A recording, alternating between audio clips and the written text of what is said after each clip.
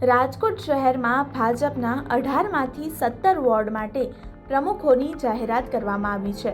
ત્યારે આ જાહેરાત થતાં જ શહેર ભાજપમાં કેટલાક કાર્યકરોમાં ખુશી તો કેટલાક કાર્યકરોમાં ગમ જોવા મળી રહ્યો છે। રાજકોટ શહેર ભાજપના સંગઠન માળખામાં બ્રાહ્મણ, પાટીદાર, ઓબીસી, ક્ષત્રિય સમાજના કાર્યકરોને પ્રમુખ પદ માટે તક આપવામાં આવી છે।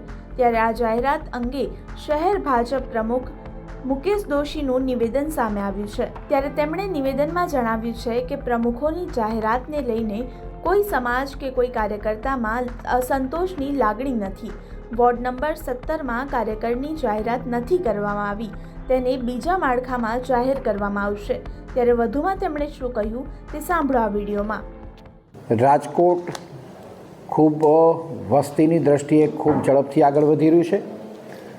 રાજકોટની વસ્તીમાં પણ ખૂબ વધારો થતો જાય છે, એટલે સ્વાભાવિક રીતે ટ્રાફિકનો પ્રશ્ન રહેશે। મારી આપ સૌને આપના માધ્યમથી વિનંતી પણ છે કે સેલ્ફ ડિસિપ્લિન જ્યાં સુધી લોકોમાં અવેરનેસ નહીં ઊભી થાય, લોકો સ્વયં જાગૃત નહીં થાય, 18 વર્ષથી નીચેના બાળકો વાહન ન ચલાવે એ જોવાની જવાબદારી વાલીઓની પણ છે અને એમાં ખૂબ વાલીઓએ તકેદારી રાખવી પણ જરૂરી છે। ખાસ કરીને ટ્રાફિક નિયમનની વાત આવે છે તો રાજકોટ પોલીસ એ બાબતમાં સતર્ક છે। આમ છતાં વધુ સુવ્યવસ્થિત આયોજન થાય એ પ્રમાણેનું ચોક્કસ એમને પણ પ્લાનિંગ કરવું જોઈએ।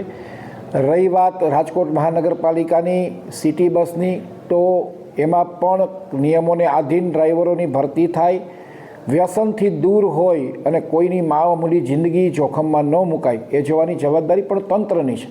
પણ જ્યાં સુધી લોકોમાં જાગૃતિ નહીં આવે અને ટ્રાફિકનું સેલ્ફ નિયમન ન થાય ત્યાં સુધી આ મને એવું લાગે છે કે આ પ્રશ્ન પેચીદો પ્રશ્ન હંમેશા રહેશે, એટલે લોકોએ પણ સ્વયં ડિસિપ્લિન રાખવી જરૂરી છે। મુકેશભાઈ, ગઈકાલે એક સિટી બસના કંડક્ટરનો વિડીયો વાયરલ થયો હતો, દારૂ પીધેલી હાલતમાં હોવાનું ચર્ચાઈ રહ્યું છે, કઈ રીતે જોઈ રહ્યા છો? કારણ કે મહિલાઓની સુરક્ષા પણ, મહિલાઓ પણ આની અંદર ટ્રાવેલ કરતી હોય છે। માનવ જિંદગીથી વધારે કોઈ વસ્તુ હોઈ શકે નહીં, એટલે આવા જે વ્યસન કરતા કે કોઈ પણ પ્રકારની ગેરકાયદેસર પ્રવૃત્તિ સાથે જોડાયેલા કોઈ પણ કર્મચારી હોય કે કોઈ પણ વ્યક્તિ હોય એમને તાત્કાલિક અસરથી સસ્પેન્ડ કરવો જોઈએ અને કડકમાં કડક એમની સામે કાર્યવાહી કરવી જોઈએ, તો જ ઉદાહરણરૂપ દાખલો બેસશે અને ભવિષ્યમાં આવી ઘટના બનતી અટકશે।